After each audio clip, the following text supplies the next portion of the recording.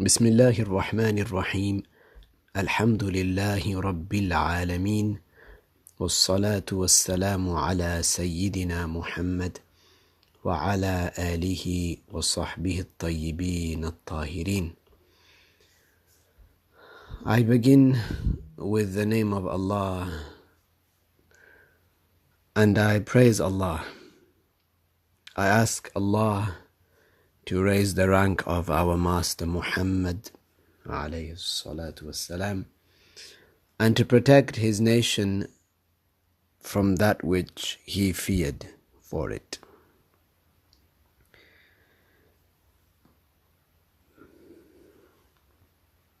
Today we're going to speak about how the devil gets one of us. Some of the strategies that the devil uses, and how the pious people in the past dealt with him. Ibn al-Jawzi mentions in a book that he compiled called Talbis Iblis, which means the way Iblis tries to fool you. The devil tries to fool you. He said that it was narrated from some of the Salaf, who are the pious predecessors of the first 300 years after Hijrah, the Hijrah of the Messenger of Allah. One of the Salaf said to one of his students, and consider this example. One of the Salaf said to one of his students, "What would you do with the devil if he tried to decorate sin for you?" The student replied, "I would fight him," meaning I would not succumb to his seduction. So his teacher asked him, "And what if he returns?" Again he replied, "I would fight him. I would combat him." This doesn't necessarily mean physical combat, but mentally. I would go against him. I would not favor him. I would not support him, and I would not obey him. So again, his teacher asked, "What if he returns?" Again he replied, "Ujahiduhu, I would fight him." So the teacher said, "Hadha yatul, this is quite lengthy. This will go on for quite a long time." Trying to say to him that this is not the way. He said to him, "Do you not see, O student, if you passed by a flock of sheep and the shepherd dog barked at you or prevented you from passing by, what would you do?" He said, "I would face the dog and I would repel it with all my might." His teacher said, "هذا يطول عليك. This is too much. This is requires too much effort from you, too much exertion from you. This is very long."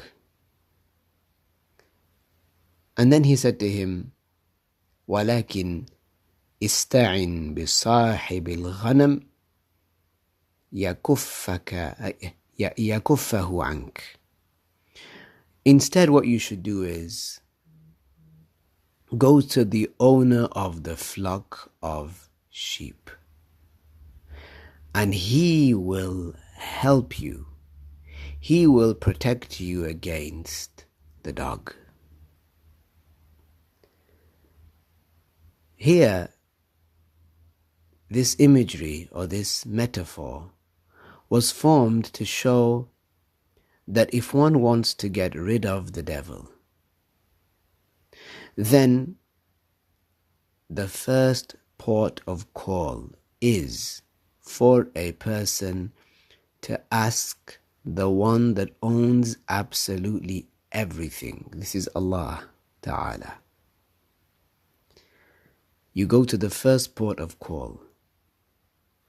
The Prophet said, إِذَا سَأَلْتَ فَاسْأَلِ اللَّهِ. If you ask, then ask Allah. So your first port of call is dua. You ask Allah.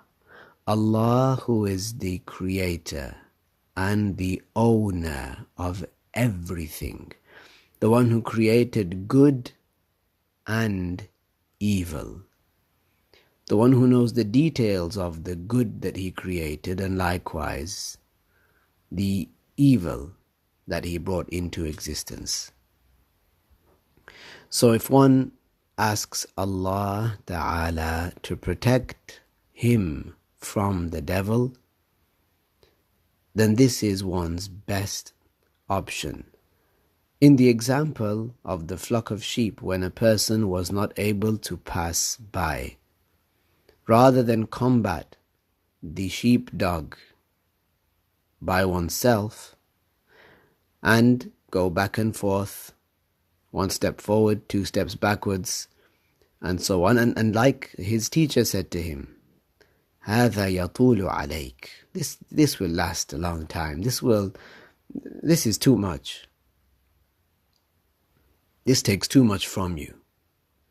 He said, instead, go and ask the owner of the sheep, and he will prevent this dog from attacking you or trying to repel you.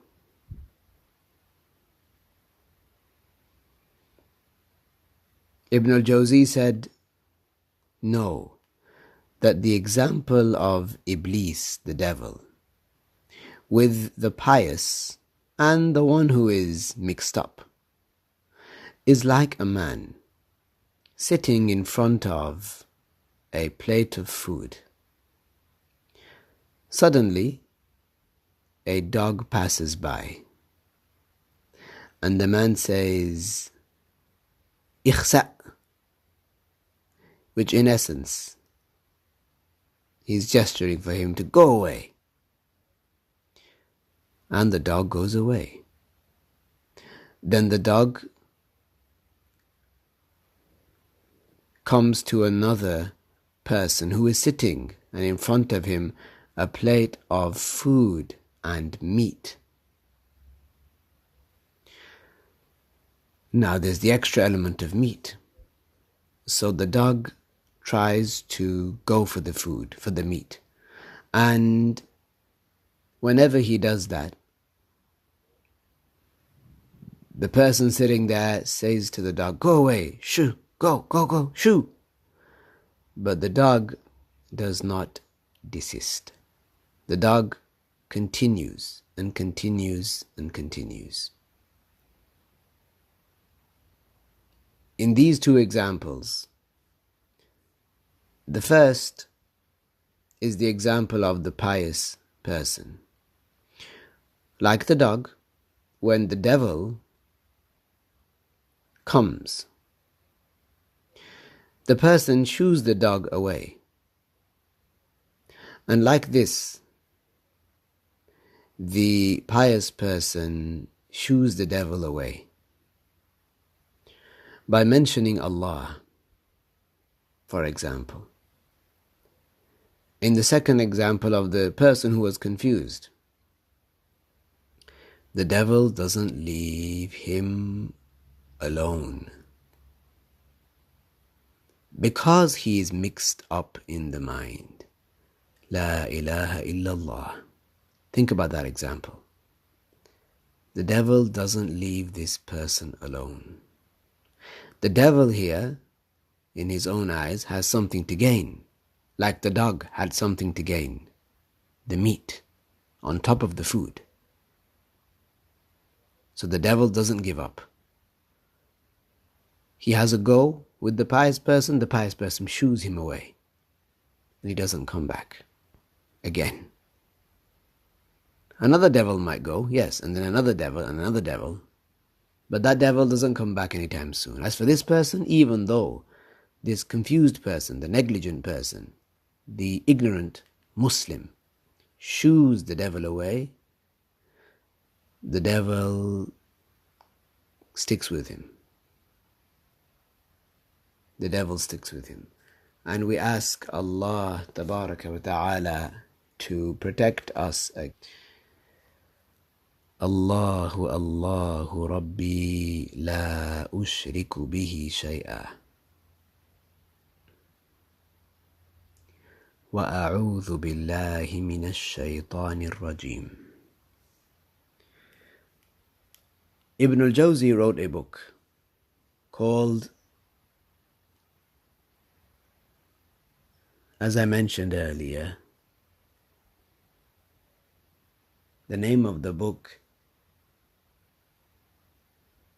is Talbis Iblis.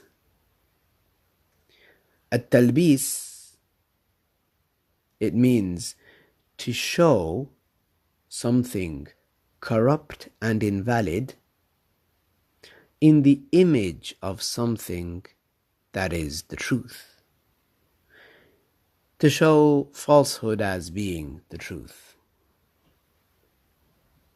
And this is what the devil does. He shows people falsehood and he masks it as being the truth.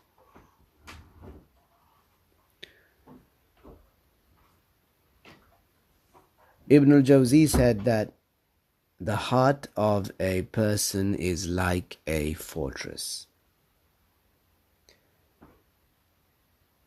The fortress has a large wall, a high wall around it.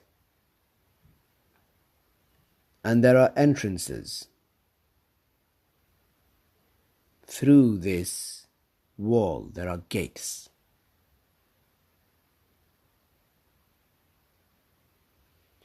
And in this wall also there are gaps, breakages, cracks. What lives inside the fortress? The intellect. So the fortress symbolizes the heart. The heart has channels into it like the eyes and the ears and other cracks that can be the whispers of the devil. This is the heart. Inside the heart, what is being protected? The intellect. The angels, they come to this fortress. They come to this castle. There is an angel that advises a person with good. There is an angel that says good words and advises the person to do good deeds. So it's as though the angels are regularly visiting this fortress, this heart.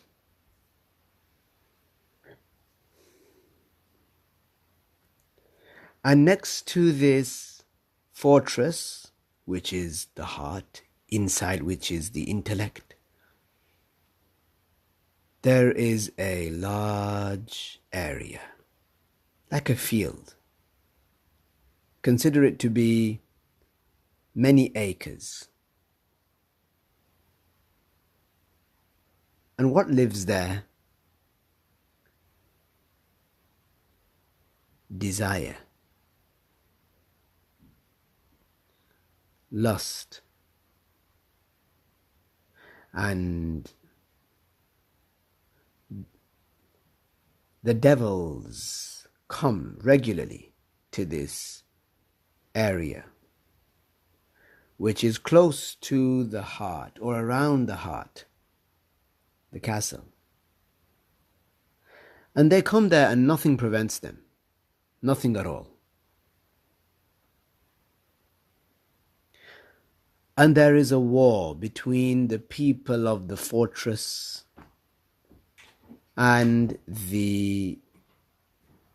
those that inhabit regularly the field.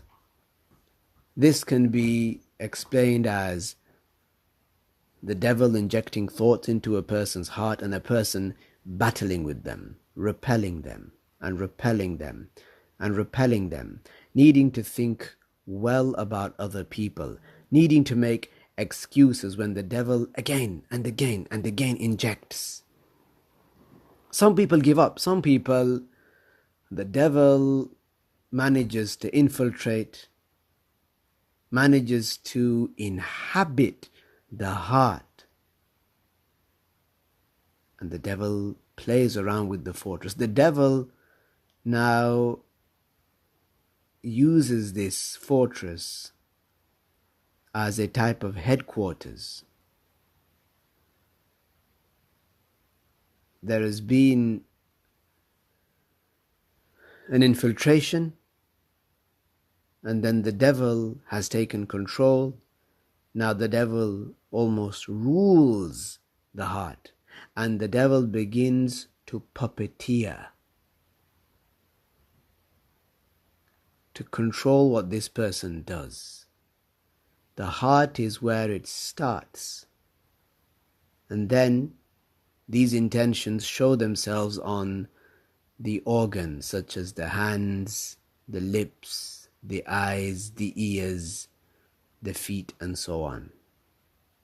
So there is a constant war between the heart and the devils, the people of the fortress and the devils. Sometimes these devils may mask themselves as friends, as people that actually care, as family members, as we want what's good for you. You are from us and we are from you. We are one. I'm just like you. All of them trying to infiltrate. Once they get in to the heart, once they get into the intellect, that's it.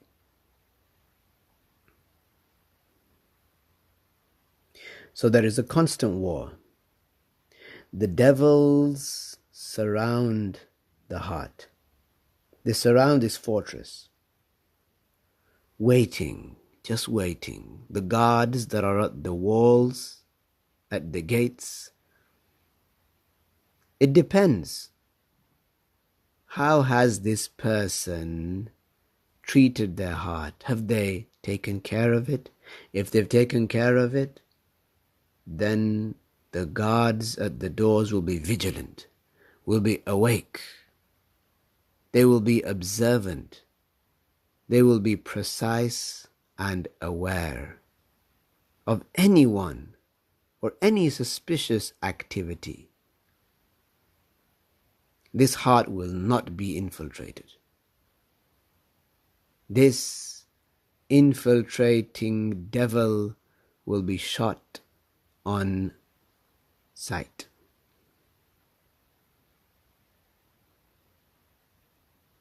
This is the example of the pious person. The devils may come close, and there may be from the guards some shots fired.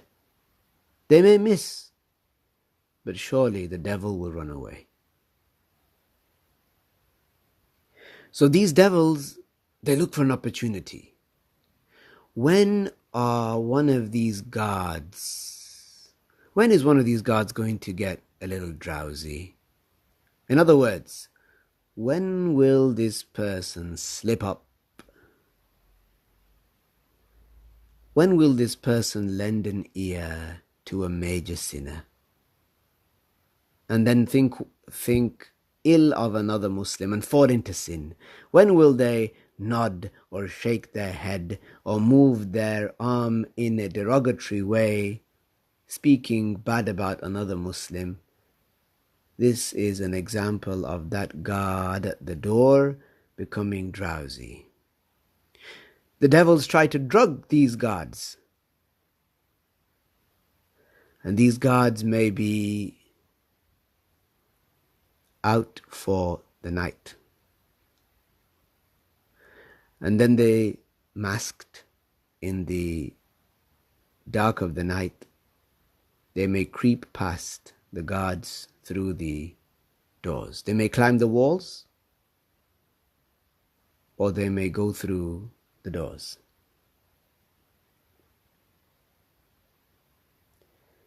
So if the guards are not one unit, if they do not know the castle and the fortress very well, and they do not know where the cracks are, how will they defend it from being infiltrated?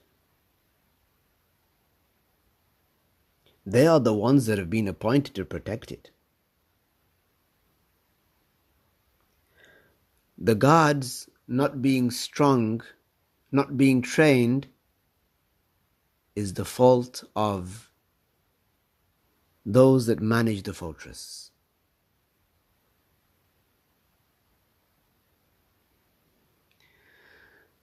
The Muslim must prepare himself, must equip himself with the correct tools to protect himself from insurgencies. If a person fails to do that, then prepare to be infiltrated.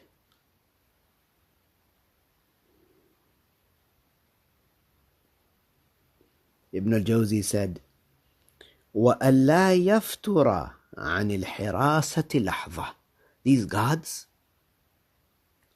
they mustn't neglect guarding even for a moment.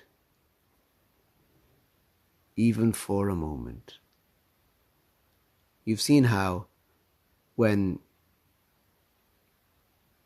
people who speak on the mic sometimes and they have bodyguards, have you ever watched the bodyguards, what they do? They don't keep looking in one position.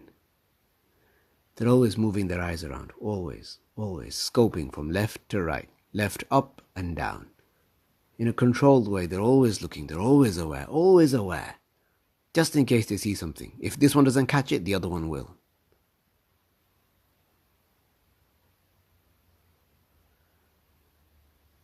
It's like one of these guards who's protecting somebody giving a speech is looking around, and then a child comes and the child says, "Can you help me with this? With the phone. I can't manage to open up the international keyboard. I'm going to write in another language." So the guard looks down. The guard, as though he's abandoned his post, he looks down, he helps the child. When he looks up, what happens? The one giving the speech has already been attacked. Ibn al-Jawzi said, وَأَلَّا يَفْتُرَ عَنِ الْحِرَاسَةِ لَحْظَةً فَإِنَّ الْعَدُوَّ مَا يَفْتُرُ. Because the enemy does not get tired. The enemy does not get tired. Remember, the devils don't sleep. The jinn don't sleep.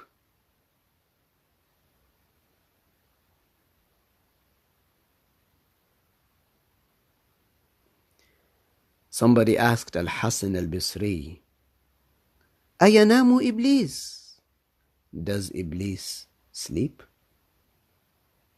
So he said, لَوْ نَامَ لَوَجَدْنَا رَاحَةً.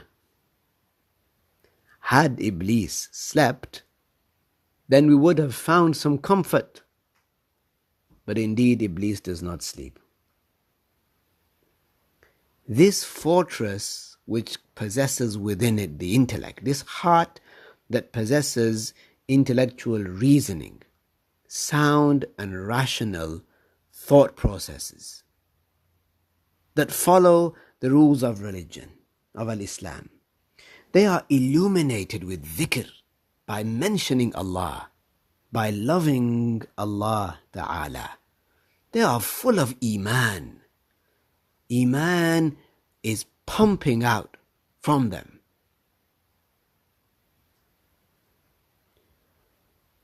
In these fortresses, these fortresses are like mirrors, like crystals. And these crystals reflect everything that passes by, like cameras. These fortresses have the world-renowned, state-of-the-art security, surveillance. They see everything. So what the devil does is, the devil burns things in that field. He burns things. And he smokes the place out. So now you cannot see what's going on. What's being reflected in those diamonds, in those crystals, in those mirrors? Smoke. Nothing can be seen. What's going on? At first, when you could see for miles in the distance through the crystals, but now there is smoke. Nothing can be seen.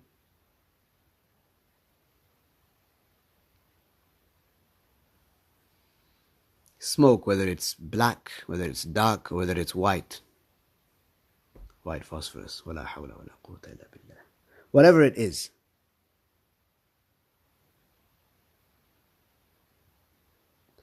So what happens?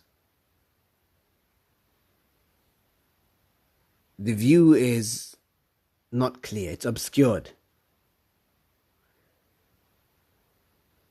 So what happens?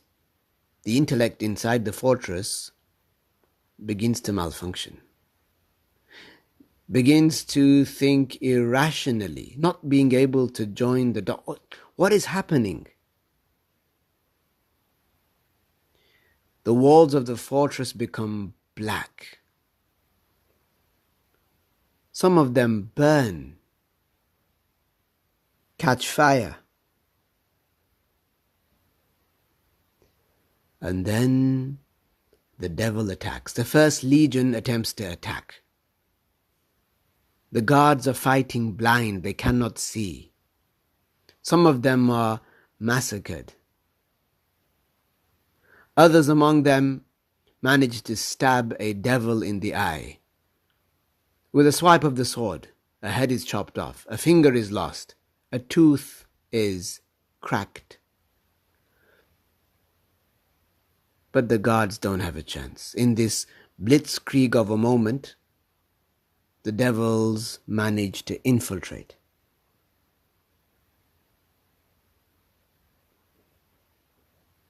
And perhaps the guards who cannot see and who are just swinging their sword attack their own. Maybe they fire and the bullet falls in one of their own. Friendly fire, they call it sometimes. All because a person is not thinking straight. This is an example of blind rage or emotion, when emotion takes over and one forgets about the rules of the religion.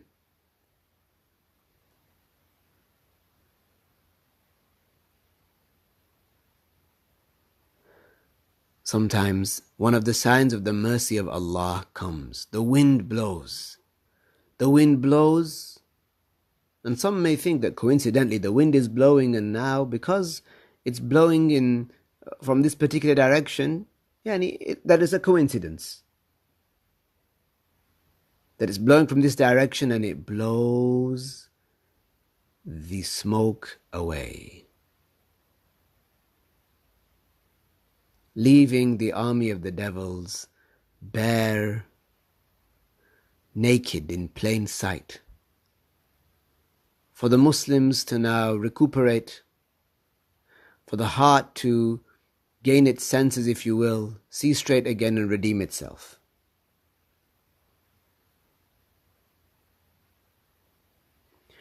And perhaps it is the case that this person is to be yet again trialed and tested. And the wind blows from the direction that makes the smoke go straight for the heart.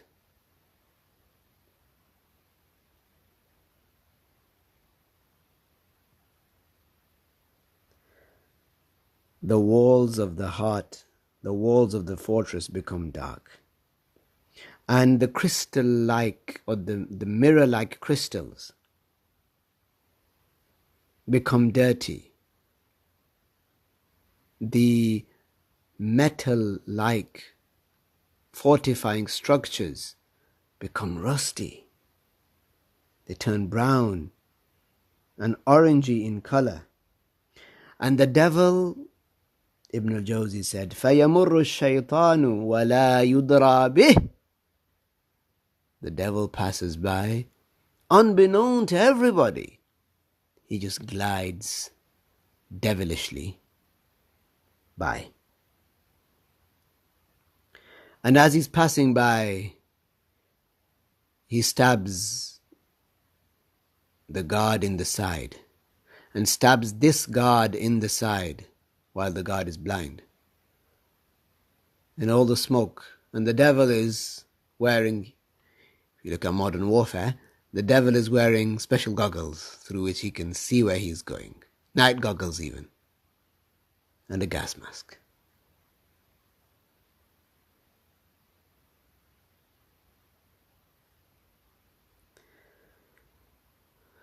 The devil might even instruct the other demons, take this one is ours. Take this one hostage, take care of him. Cut his hair, sort his face out, get him some clothes like ours, put him on our diet, make him one of us. This is the example of a person who might be a Muslim, but they work with the devil. They are sly, they are conniving, they are sinister, they backbite, they cheat, they have a bad heart. It's as though they have become the devil.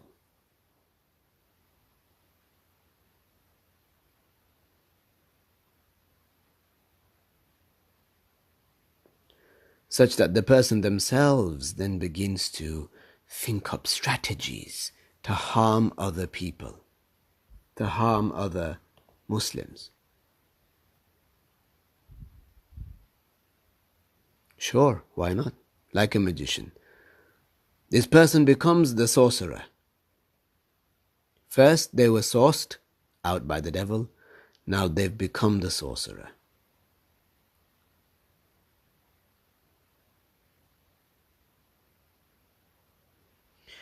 Ibn al-Jawzi said, this person becomes وَرُبَّمَا صَارَ كَالْفَقِيهِ فِي الشَّرِّ. This person becomes scholastic in evil. Imagine being a scholar of evil. بئس القول هذا وبئس الرجل هذا. What a bad name this is for a person. What a bad title this is. What an awful person this is. Being a scholar of evil. لا حول ولا قوة إلا بالله.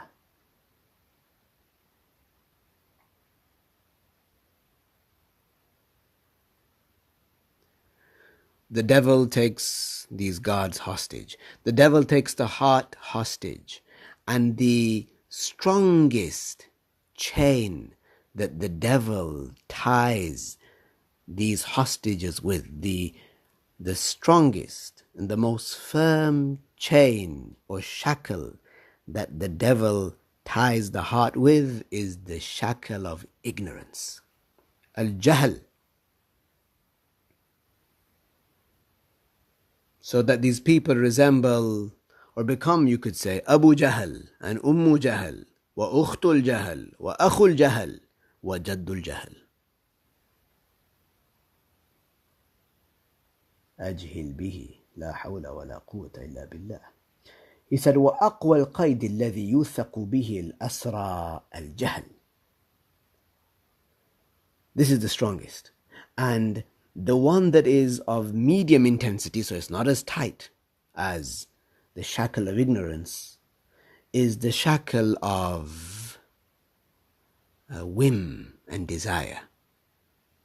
Blinds people. The Prophet ﷺ said, Al-hawa yu'mi wa yusim. Inner desires, worldly desires, the fulfillment of them. I want to be seen as popular. I want to be known by people. I want people to know my name.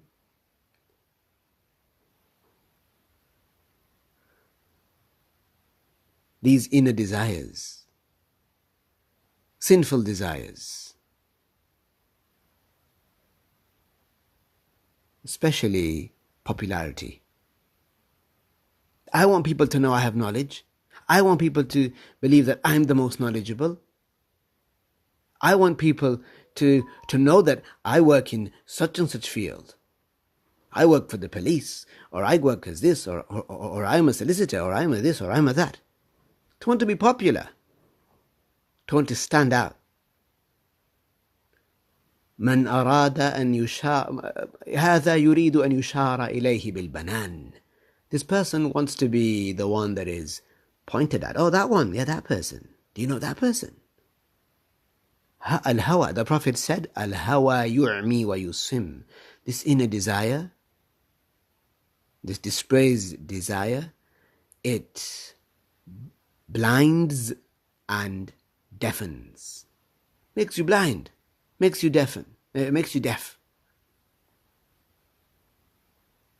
And the least of these shackles in its encompassing around one's hands, neck, and ankles, that which is not the tightest we said was ignorance, and then women desire. The last one is negligence, ghafla, being a ghafil.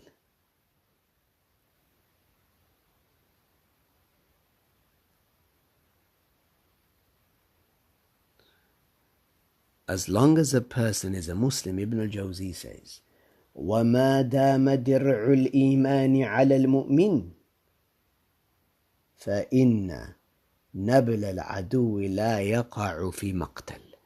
So long as a person is a Muslim, that doesn't prevent the Muslim from being struck by arrows. No, the person will be struck in the arm, in the hand, in the foot, in the leg, in the shin, in the ear. A person, if they are a Muslim, this will not protect them from being struck by arrows. But what being a Muslim will protect them from is being struck in a maqtal. A maqtal is an area of the body that if you are struck there, you die. So as long as a person is a Muslim, as long as a person, Ibn al-Jawzi said, is defending himself, shielding himself with the shield of Iman, then an arrow may strike, but it won't strike in a maqtal. It won't strike in a maqtal. As though he's saying, a person who has strong Iman, this person will not become a kafir. وَلَا إِلَهَ إِلَّا اللَّهِ لَا إِلَهَ إِلَّا اللَّهِ.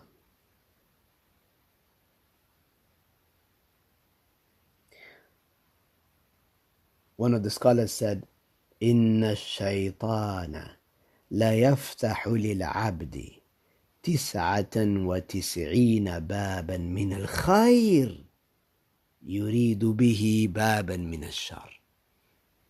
The devil will open up 99 doors for the slave.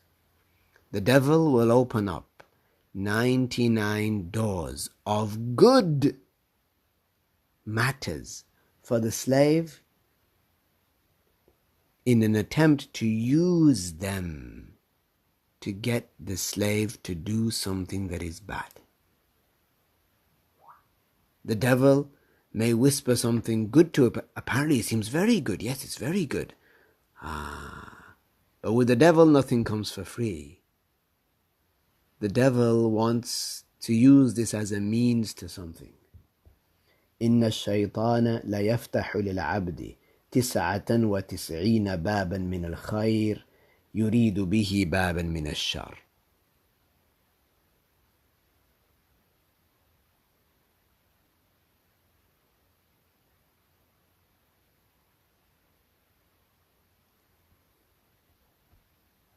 One of the scholars said, a man once met a jinn. And this jinn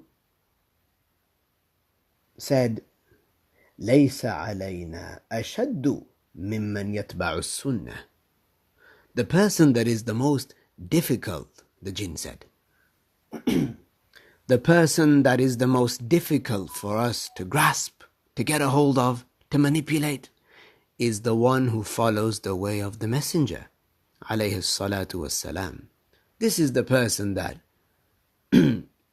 is the toughest for us to get, because he has knowledge. He learned and he implemented his knowledge. وَأَمَّا أَصْحَابُ الْأَهْوَاءِ, the devil said, as for the people of whim and desire, wanting to be popular and so on, فَإِنَّا نَلْعَبُ بِهِمْ لَعِبًا. We play with them a playing. We really run rings around them. They're a toy. They're a game for us.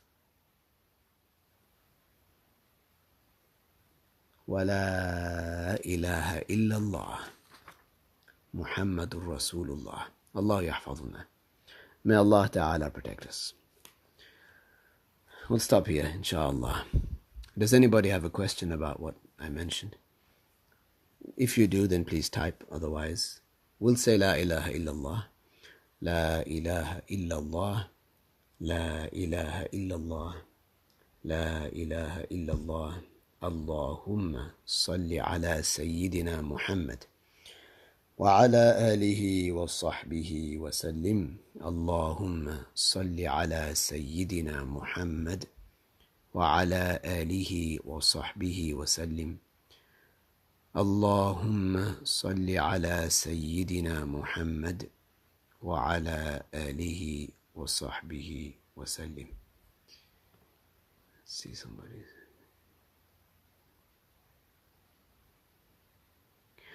No, I wouldn't read this book alone, because it has things in it that are I wouldn't read it alone. Just inshallah, I will read certain things from it. It has some things that I believe have been tampered with. What should one recite to protect themselves? There are many things that a person can recite. The ones that the Prophet prescribed, alayhi salatu wassalam, are also many. One should not miss out reciting the supplications of fortification at Al-Maghrib and Al-Fajr, which are to recite Suratul Ikhlas, likewise to recite Al-Falaq and Al-Nas 3 times each at Al-Maghrib and at Al-Isha. And at Al-Fajr. You can recite it at Isha too, but the Prophet prescribed it at Al-Maghrib and Al-Fajr. This weakens the devil that is with you.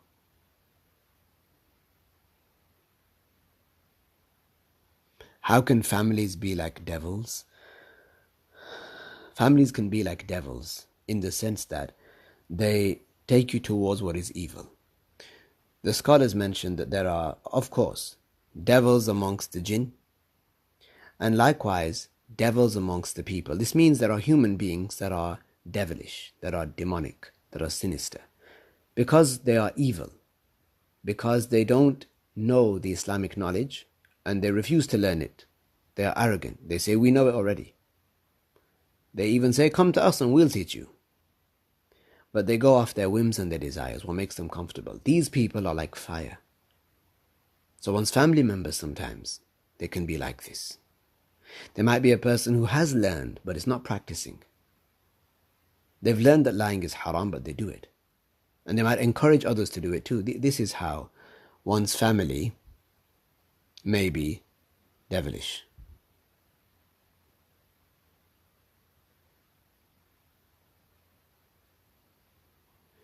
You said, when reciting 3 times, do you do 3 of the first surah, then 3 of the next, etc., or do you do them each once and do that 3 times? I'm not sure if that was good. You can do them either way. Either way is fine. So 3, then 3, then 3, i.e. 3 of Al-Ikhlas, 3 of Al-Falaq, and 3 An-Nas. Or you can do 1, 1, 1 of each, and then 1, 1, 1, and then 1, 1, 1.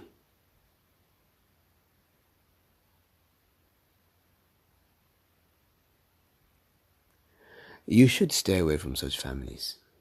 You should stay away from such families. If a person has advised them and then they are harming a person, then one should stay away from them. If it's one's own family, then one should have mercy, of course. Sometimes, a lot of times, in order to teach someone the truth, you have to sacrifice a lot. You have to sometimes be patient with perhaps being degraded by somebody. But you work on them until you can teach them the truth.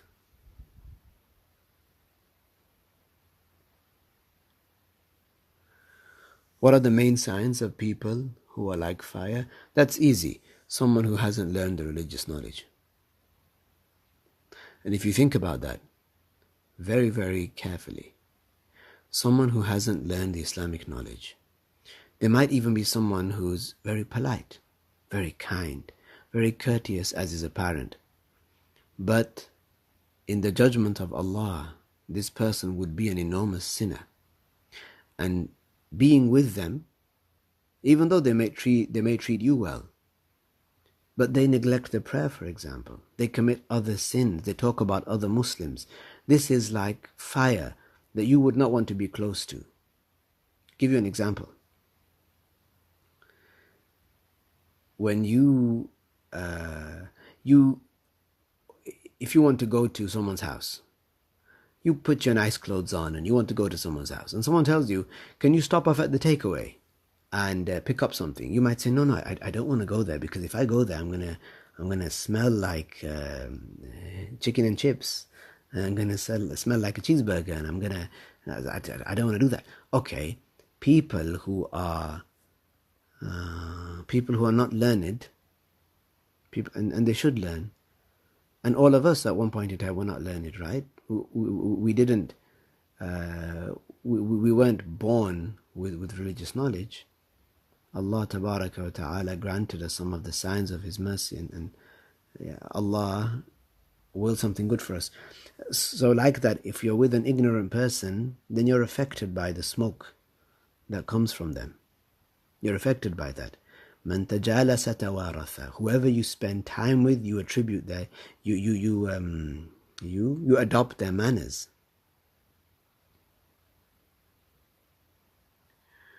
You adopt their manners. Tabarakallah. Okay. Allah yukrimukum. We'll stop here today then, inshallah. Assalamu alaikum wa rahmatullahi wa barakatuh.